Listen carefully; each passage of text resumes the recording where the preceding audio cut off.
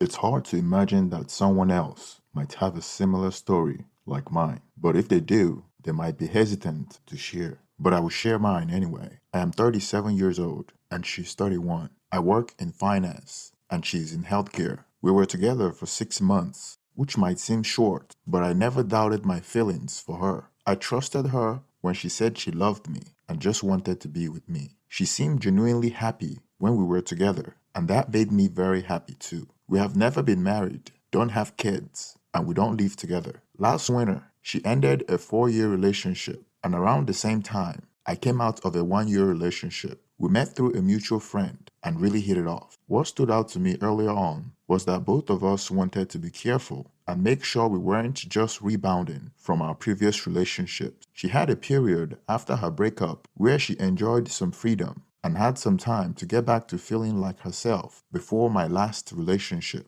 I regained my self-confidence and felt secure in setting boundaries for myself. She said and did things that convinced me that she was serious and ready for a new relationship. She had a lot of experience when it comes to ex and relationships. I was impressed by her maturity in this area. She made it clear that she believed in open communication and respecting each other's boundaries. She also mentioned that she preferred being in monogamous relationship. When I look back, I realized there were warning signs I missed. I know she drinks heavily at times, and she often uses it as an excuse to act freely. She tried to distance herself from those moments by blaming it on different sides of her personality, even though I only witnessed it a few times and didn't see any signs of unfaithfulness during those moments. I convinced myself I didn't need to worry about her being faithful, especially when she always emphasized the importance of honesty and responsibility. As I write this,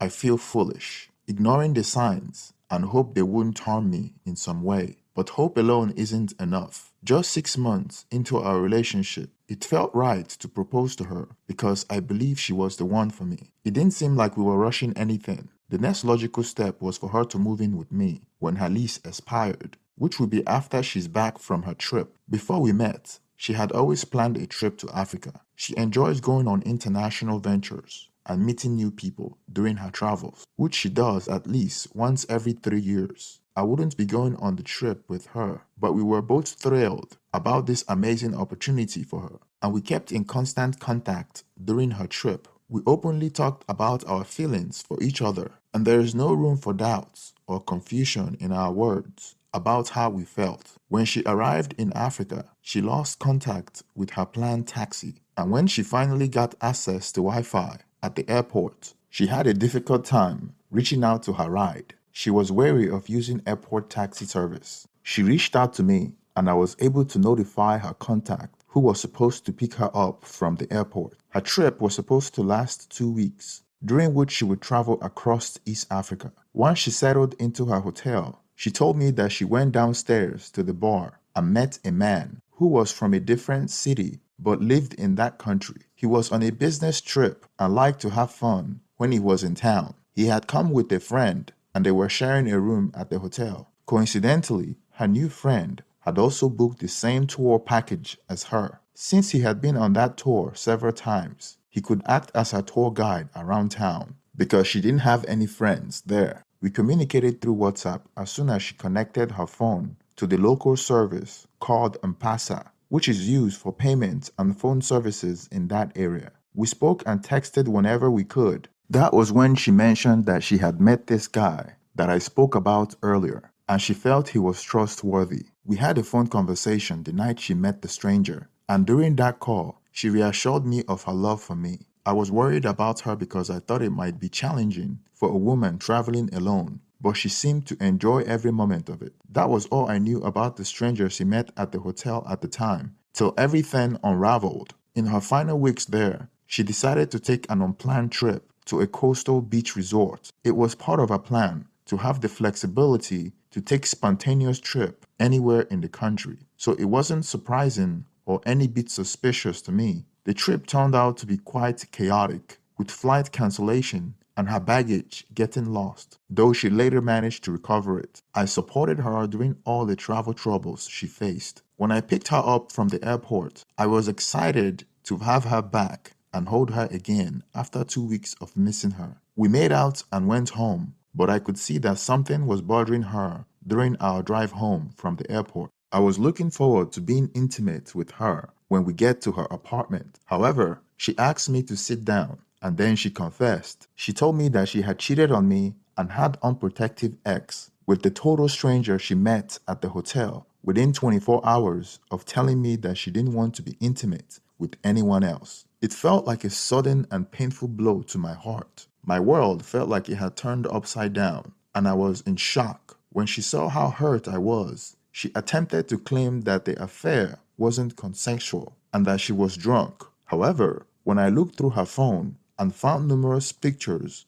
not only with the one guy, but with his friend, 3 of them smiling on the beach and during the safari, she finally confessed. She admitted to not only having an affair with the one guy, but also with both of them at the same time. I was devastated by this revelation. She tried to blame it on alcohol, but I didn't believe her, especially considering she had taken a 6-hour train journey with them to the beach resort. As her excuses began to unravel, she also tried to say that we had moved too fast and that she had wished I had been there with her. She even tried to convince me that that experience with the sound of the animals in the background was something special. She didn't want to look back on the trip and feel regrets, as if it would be unfair to her. With each attempt to downplay what happened and avoid responsibility, I felt more and more heartbroken. I can quote her text to me from the day I believed this happened. I want to be clear that as of right now in my life, I didn't want to have any experience with any other person in my bed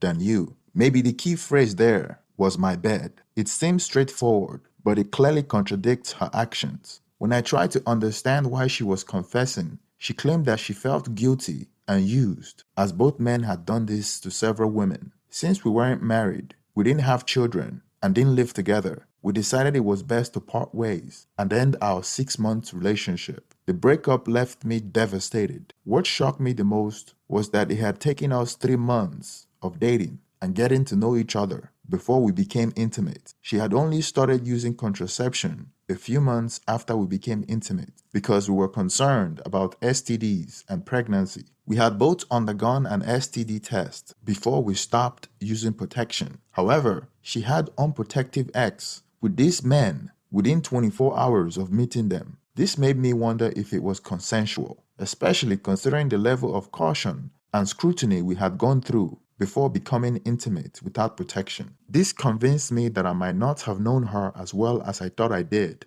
Our breakup was mutual and not filled with conflict as she returned the engagement ring. Since we didn't live together, it lessened the heartbreak and allowed me to heal more quickly. What hurt the most was that I had already introduced her to my parents and family members, so I had to inform them of our breakup, but chose not to disclose the details due to embarrassment. After she returned from the trip, we lost contact for about 2 months following our breakup. Then, out of the blue, I received a call from someone at the hospital informing me that I might have been exposed to HIV and that my name was listed as one of the contacts of my ex-fiancée. My heart sank and I felt genuinely scared, even though we hadn't had intercourse after she returned from her trip. However, we had engaged in a long makeout session. I immediately called my ex-fiancée since we hadn't blocked each other's contact. She broke down in tears and admitted that she initially thought she had the flu 2 weeks after the trip. However, she had later found out that she had contracted HIV, but was too embarrassed to tell me about it. I told her that she had put my life at risk by not telling me sooner, but she replied that we hadn't been intimate after she returned. I was genuinely concerned for her because I had the impression that a HIV diagnosis meant certain death. She tried to reassure me by explaining that HIV can be managed and that there are cases where it has been cured. She also mentioned that there are many people with HIV who lead normal lives. When you are faced with the mortality of someone you know, even though you don't have strong feelings for them, you still feel empathy and wish for them to receive the best cure in the world. I found myself wanting the best for her, despite the fact that she had put my life in danger. I was willing to offer my help, even though she told me that she was already receiving top-notch treatment. I feel lucky and blessed because if she hadn't told me about the affair, I wouldn't have suspected anything,